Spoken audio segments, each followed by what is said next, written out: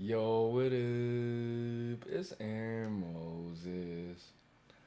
This video is for all the revolutionaries, all the leaders, anyone who wants to make a change in their communities and in their areas for whatever cause that you may have. Okay, when I was growing up, one of the most painful things that I experienced was my own people telling me that I wasn't black enough because of how I speak. And like I told you guys, I've been speaking like this for my whole. I was speaking a lot more proper than this. The point of communicating is to be understood, my people. That's facts. Okay? My I didn't talk like this. It was a lot more what my people, sadly enough, would be considered white. But I'm here to tell you, you don't shame a young black boy for speaking the language that is going to get him to win, bro. You don't do that. You want things to change in your community. You want black people to stop hurting each other. You want black people to elevate themselves. You don't shame someone for speaking as if they can read above a fourth grade level. That's what you don't do.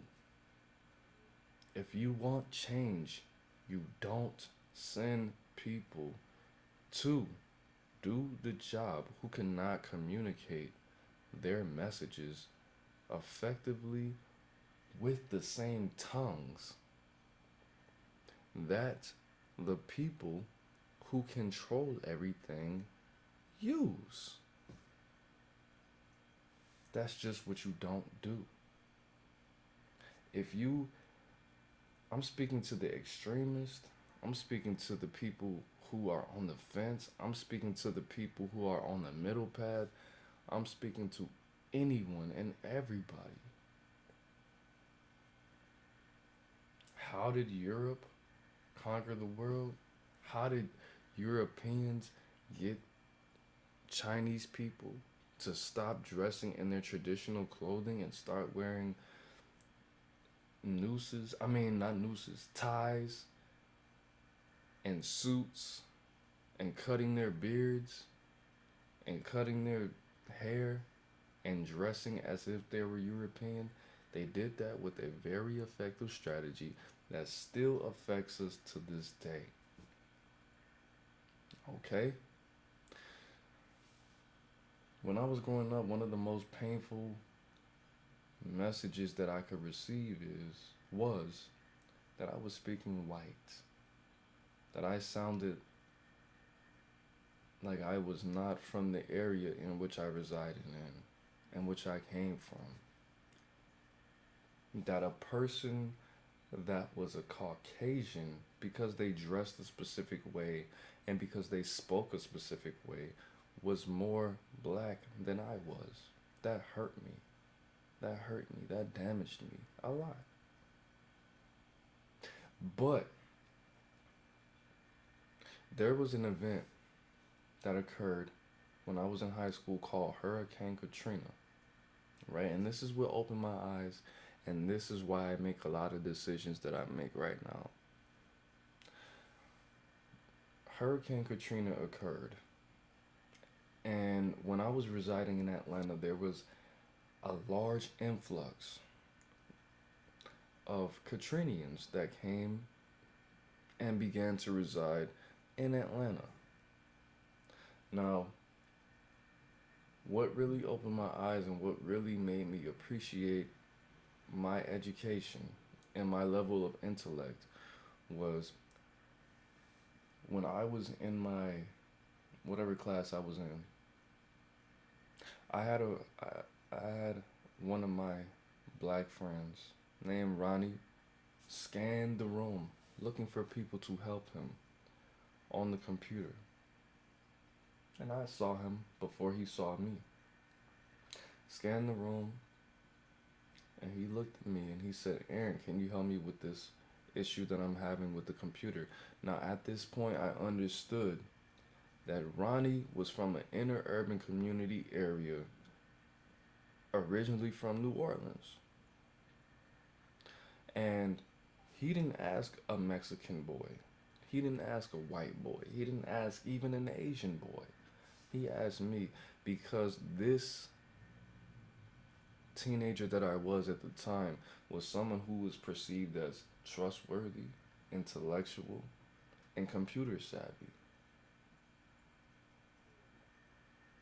And it touched me in a specific place emotionally.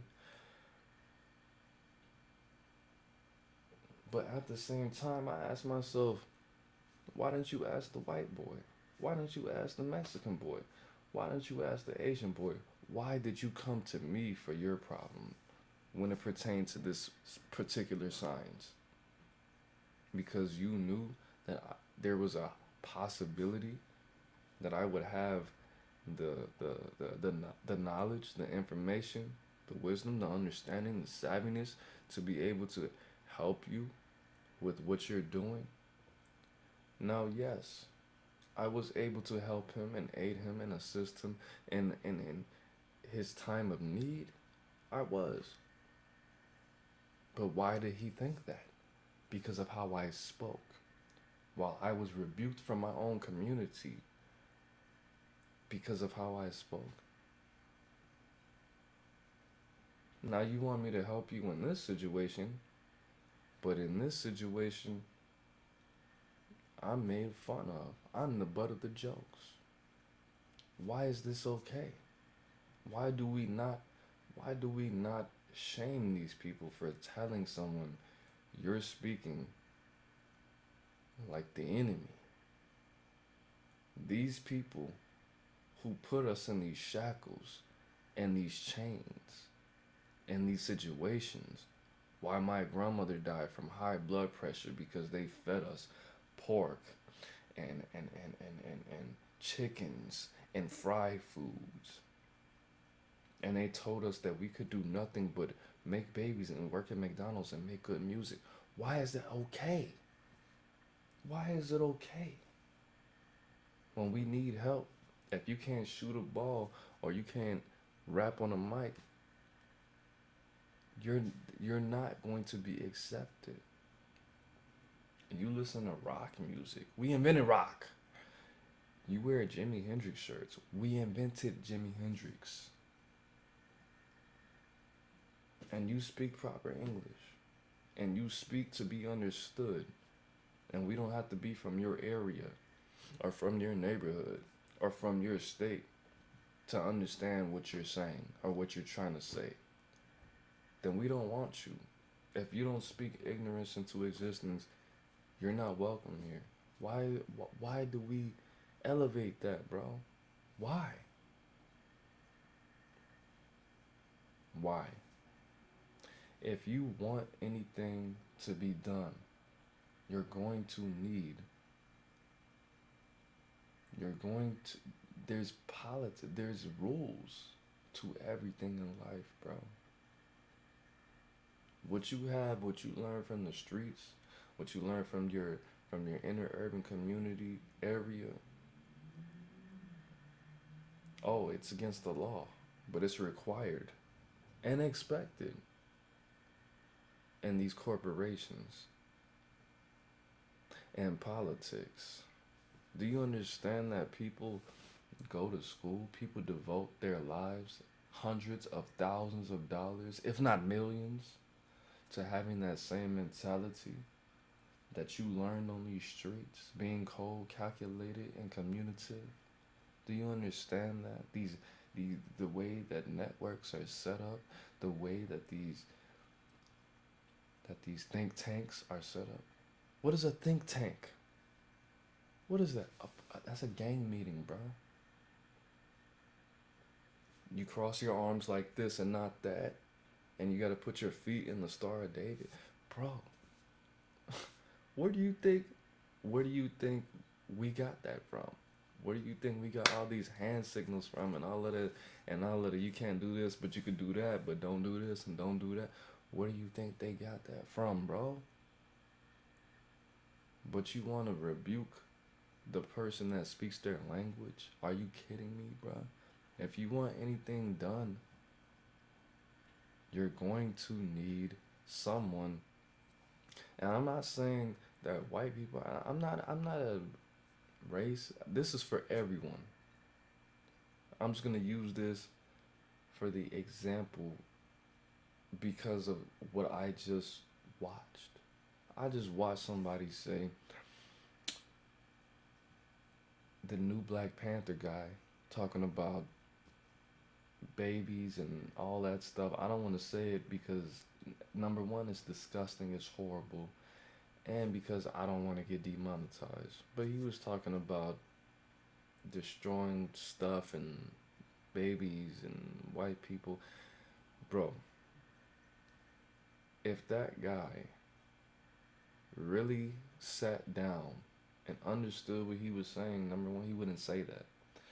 But if you're a real black or whatever extremist, you have to understand in order to break into specific infrastructures, you're going to have the person or the elements that you consider the enemy. How do you create a vaccine? You have to have the culture of those viruses to to familiarize your immune system to be able to fight that same disease. Because if you give your immune system that vaccine and it has no idea what it's fighting against, it's not gonna work, cuz it's not gonna work, bro. So if you, let's say if you're a black leader, a new Black Panther, or a I don't even know, I don't, cause I don't follow this stuff, bro. That's not my steez. If you want the white people, let's say for example, if you want the white people to agree with you, you're going to have some you're going to have some problems if you don't have white people on your side, straight up and down. You're going to have to convince, if you want to get a law passed or changed, you're going to have people vote. And we all know black people don't vote. If white people start to vote and half of these people have white girlfriends and white husbands and white baby mamas, you're going to have to convince the same people who created these laws, these same people with these same ancestors as these same people, to endorse it, bro. It's just facts, bro. I looked at a study from, what was it, 2005? In 2005, there was a study done, I think, in 2001, where the Census Bureau went around and asked everyone, all the Caucasian people, if if you could vote and put all the black people in one place, where would you put them? And it was a whopping 70% of white people at that time voted that black people should have their own corner of the universe in the United States of America, and all black people should live in the South.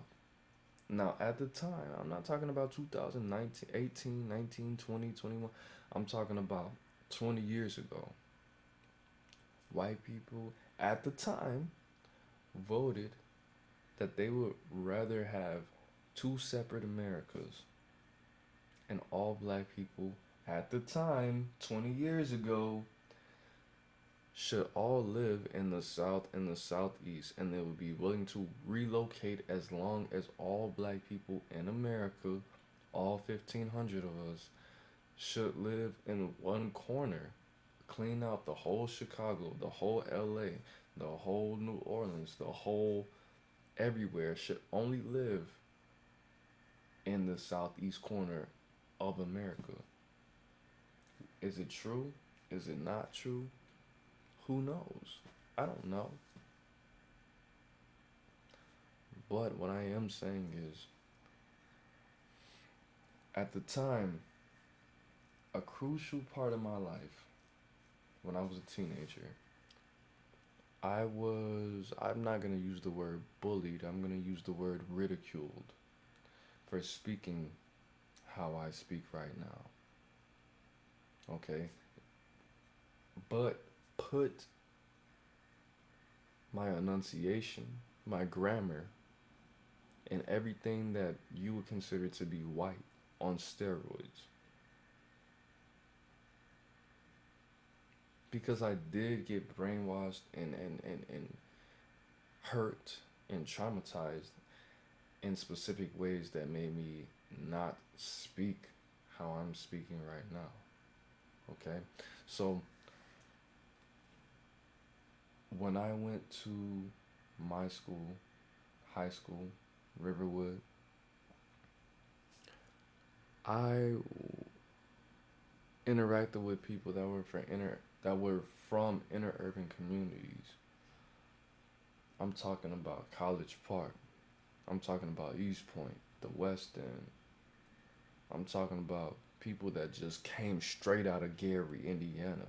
I'm talking about people that just came out of Dade County. I'm talking about people that just came out of South Central. People that just came out the low end of Chicago, the west side of Chicago. People that just came out of Inglewood, Chicago. I'm talking about people that just came out of East Atlanta. People that just came out of Milwaukee, Cleveland, Flint, Michigan, Bed-Stuy, New York, Brownsville, New York. Some of the worst neighborhoods in America, all ganging up on me, asking me why I'm talking so white. People that when they would ask me a question and I would open my mouth, they would tell me they never heard a N-word talk how I talk. I never heard a black guy talk how you talk. And I'm like, what? Where? You never been anywhere? You never been outside your house? Like, and it wouldn't be once. It wouldn't be. It would be every day, to the point where I got peer pressured to help these people understand that I am a human and I'm dangerous, and whatever you're with, I'm with, because that whatever environment that you think that I grew up in, it's not that. People would ask me certain things and show me pictures and be like, do you live over here? Do you live over here? Is this the type of house you grew up in? I'm like, bro, no, I'm poor. I don't have a dad. I don't get to eat every day. Sometimes the only time I get to eat is when I come to school.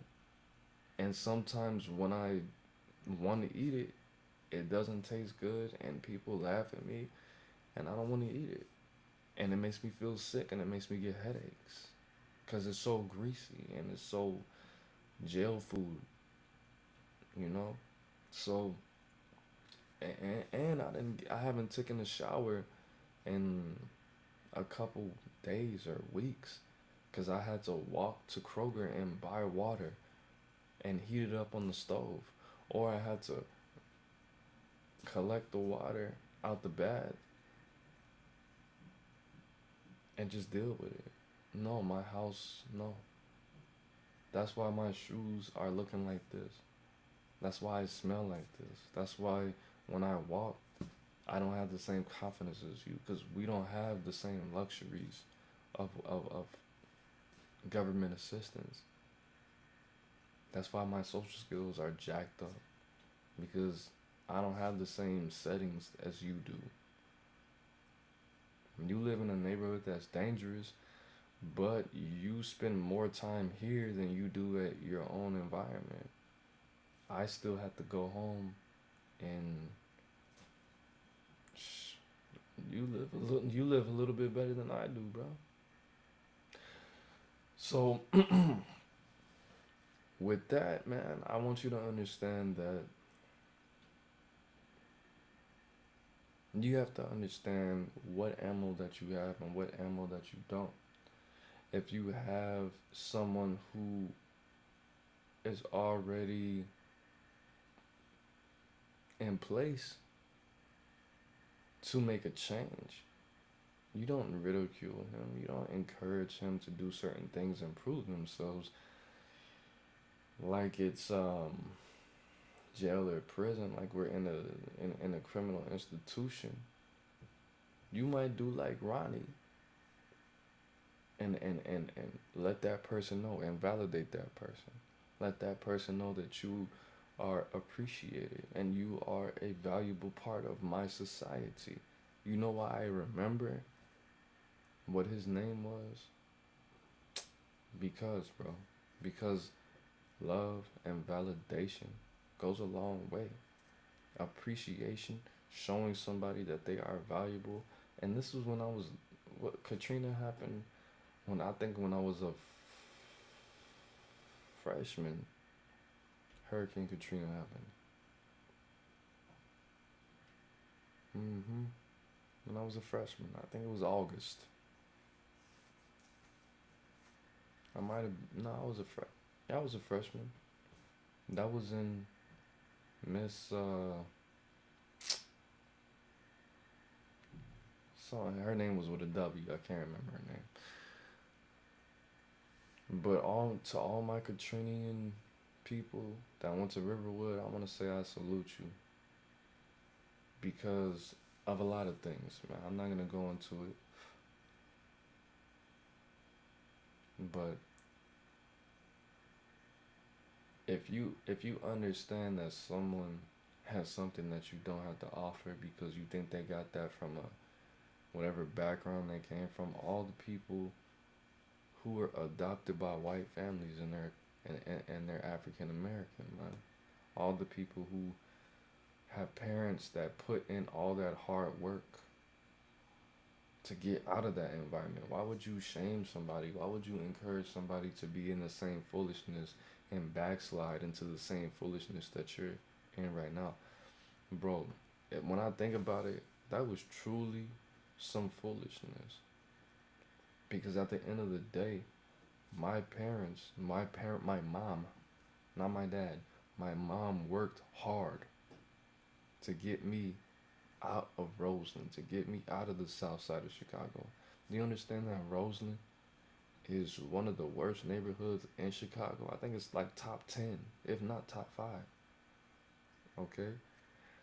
She kept me out of that environment and worked to not only get out of that environment and move out of the state, but to get into Sandy Springs, Georgia, only to interact with people who they didn't understand. In their defense, they were teenagers and they were in pain as teenagers. Why would you come to the environment, my home school, and encourage me to go to your environment? Your parents worked hard enough. If you're from Gary or you're from South Central or you're from Bed-Stuy, New York, or you're from East Atlanta or you're from the south side of Phoenix, your parents worked hard enough to get you out of that environment. Now, yes, you might stay in College Park or Union City or in just a bad place in Atlanta. Just somewhere that's not safe for a child to live or anyone, a human being to live, a creature to live. Why would you encourage somebody who is in a safe environment? They might be in an impoverished household, but they don't see blood splatter when they walk down the street. They don't see dead people dying, coughing blood out their bullet wounds, dying on the sidewalk, junkies, glass at the park, crackheads, sick dogs walking around spreading disease. How'd you get sick? Because I rubbed a sick dog that was rolling around in 40-ounce bottle glasses, and I got sick because I touched him and then I used the restroom and then rubbed my face. Of course, bro. You don't encourage this person This person's child that worked hard for 10 years straight couldn't even interact with their child like that. Doesn't even interact with their child because they don't want to return to the south side of Chicago.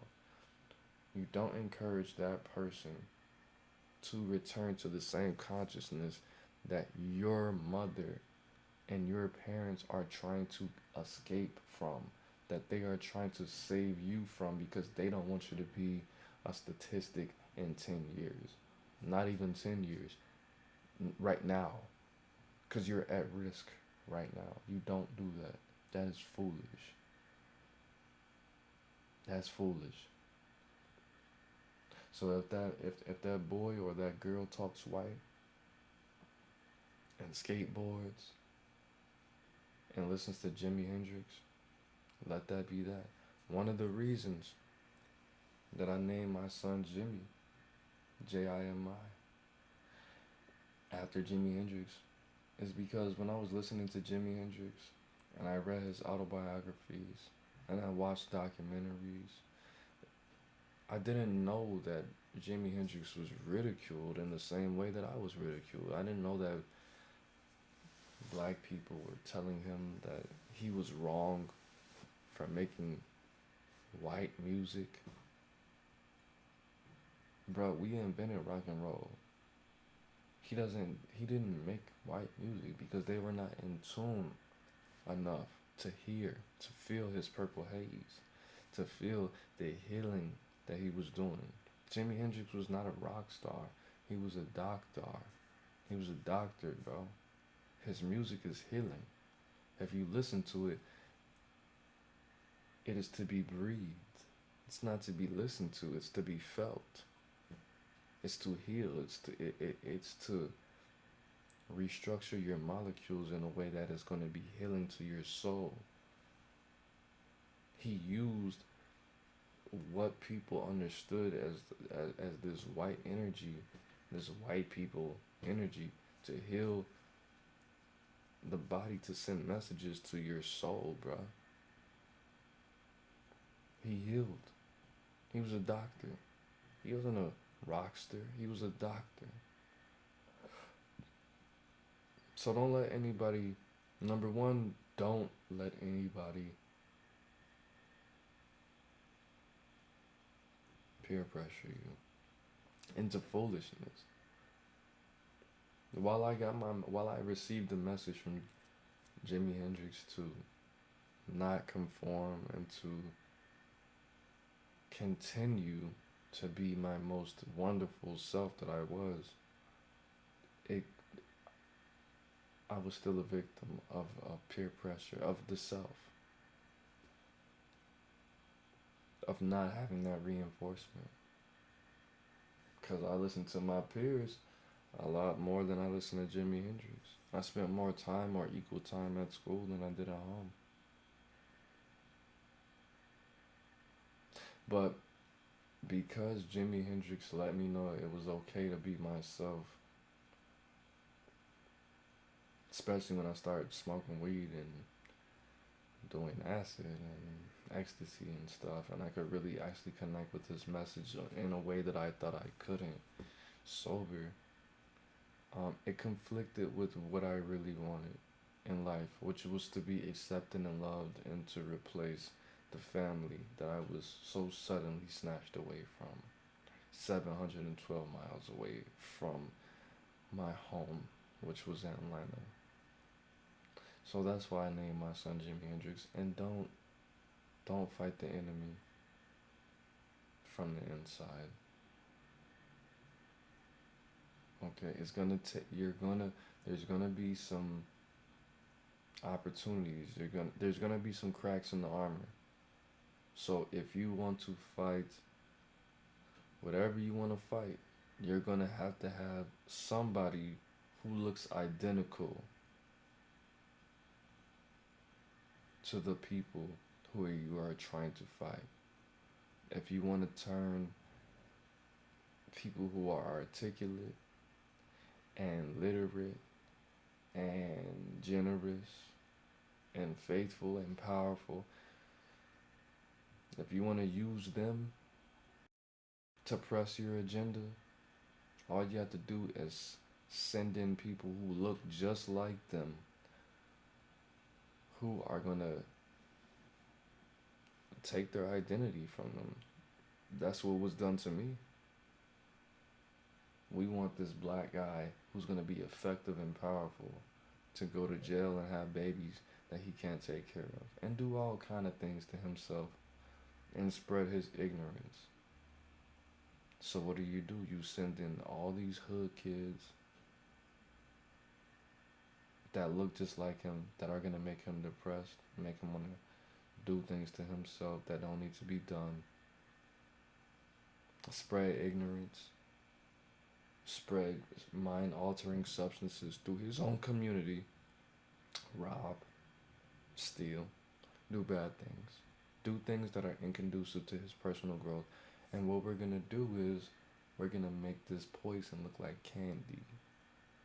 That's what they did to me and to hella other people who went to that school and who went to neighboring schools. I went to I went to the school that was the rival for Lil Yachty. Lil Yachty's high school rival. Young Jeezy's son went to my high school, Riverwood. It was called Riverwood High School. Now it's called, I think it's called I think it's called Riverwood International Charter School. I don't know what it's called. Now it changed. But that busing system is not only to show kids that are from inner urban communities how life is supposed to be done and how you're supposed to conduct yourself as a human being. That's not the only reason they do that. One reason that they do that is to create more of what they created from the system.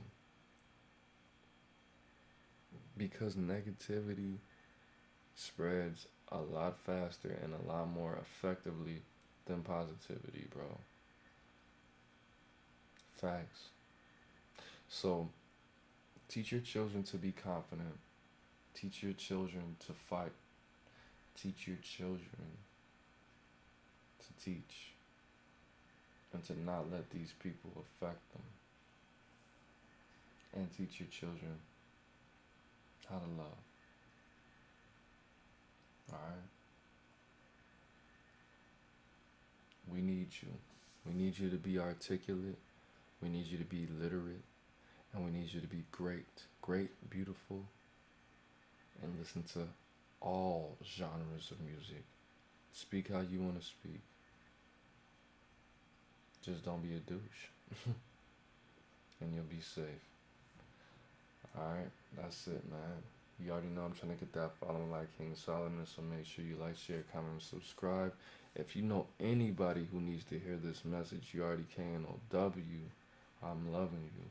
Make sure that you share this in their Facebook or Instagram Messenger, DM, whatever you need to do, bro. Because we need the real revolutionaries to hear this, bro. The real ones that really want to make a change in life. We need everybody to hear this. Alright? That's it. It's Aaron Moses. Life is in the breath. I'm the bang, you the bang, we the bang together, man. Breathe it in. Peace. Love you.